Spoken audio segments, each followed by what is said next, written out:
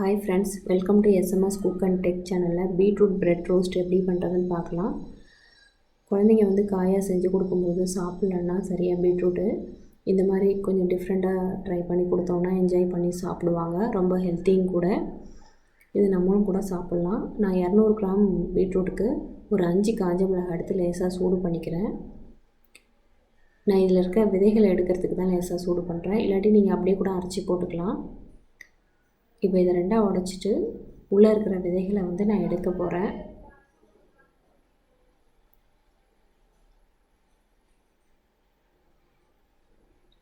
கொஞ்சமாக விதைகள் இருந்தால் பரவாயில்ல, நிறைய இருக்கும்போது காரமாக இருக்கும். இப்போ இதை அரைச்சி எடுத்துக்கிறேன்.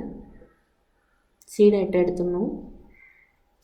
இதுமாரி குறைன்னு அரைச்சி எடுத்தாச்சு. இப்போ ஒரு கடாயில் 1 ஸ்பூன் பட்டர் போட்டிருக்கேன். இப்போ அரைச்சி அந்த மிளகாவையும் சேர்த்துக்கிறேன். ரொம்ப பவுடராக அரைக்க தேவையில்லை, இந்த மாதிரி அரைச்சா போதும். இப்போ துருகின பீட்ரூட்டை சேர்த்துக்கிறேன். இதுக்கு வேறு எந்த மசாலாவும் சேர்க்க தேவையில்லை. இந்த காஞ்ச மிளகாய் மட்டுமே போதும், ரொம்ப டேஸ்டியாக இருக்கும். கொஞ்சமாக உப்பு சேர்த்துக்கிறேன். இது நல்லா வதக்கி விட்டுக்கணும். எண்ணெய் எதுவுமே சேர்க்க தேவையில்லை. இதுக்கு இந்த மாதிரி சின்ன ஹோல்ஸ் உள்ளதில் நல்லா சீவிக்கலாம். அப்போ தான் சாப்பிடும்போது நல்லாயிருக்கும் குழந்தைங்களுக்கு. பெரியவங்க சாப்பிடும்போது பெரிய ஹோட்டலில் சீவிக்கலாம். இதை மூடி போட்டு ஒரு 10 நிமிஷம் வேக வைக்கணும். இடையில ஒரு டைம் எடுத்து நல்லா மிக்ஸ் பண்ணி விட்டுக்கோங்க. இப்போ மசாலா ரெடி. இதை இப்போ இந்த ப்ரெட்டில் எடுத்து வச்சுக்கிறேன்.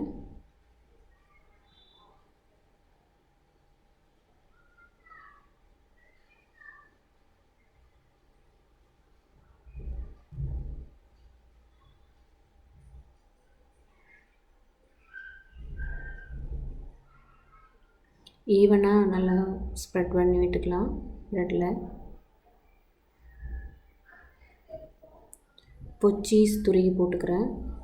இது குழந்தைக்காக செய்கிறதுக்காக நான் சீஸ் சேர்த்துருக்கேன். பெரியவங்கும் போது விருப்பப்பட்டால் நீங்கள் சேர்த்துக்கலாம். இப்போ மேலே ஒரு ப்ரெட்டை வச்சு நல்லா ப்ரெஸ் பண்ணி விட்டுக்கிறேன். இப்போ தோசைக்கல்லில் 1 ஸ்பூன் பட்டர் போட்டுக்கிறேன். போட்டு நல்லா ஸ்ப்ரெட் பண்ணி விட்டுட்டு ப்ரெட்டை போட்டு சுட்டு எடுத்துக்கலாம். ப்ரெட்டை வச்சுட்டு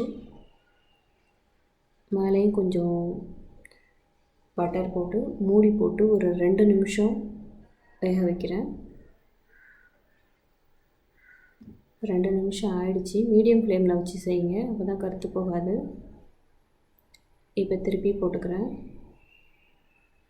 அடுத்த பக்கம் போடும்போது மூடி போட்டதால் சீக்கிரம் வெந்துடும். 1 நிமிஷம் அடுத்த பக்கம் போடும்போது 1 நிமிஷம் இருந்தால் போதும்.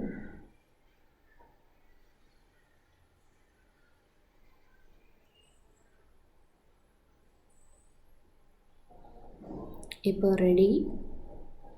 இப்போ சுவையான பீட்ரூட் பிரெட் ரோஸ்ட் ரெடி. இதை நீங்கள் செஞ்சு சாப்பிட்டு பார்த்துட்டு உங்கள் குழந்தைங்க என்ஜாய் பண்ணி சாப்பிட்டா மறக்காமல் சப்ஸ்கிரைப் பண்ணுங்கள், கமெண்ட் பண்ணுங்கள், லைக் பண்ணுங்கள். நன்றி, வணக்கம்.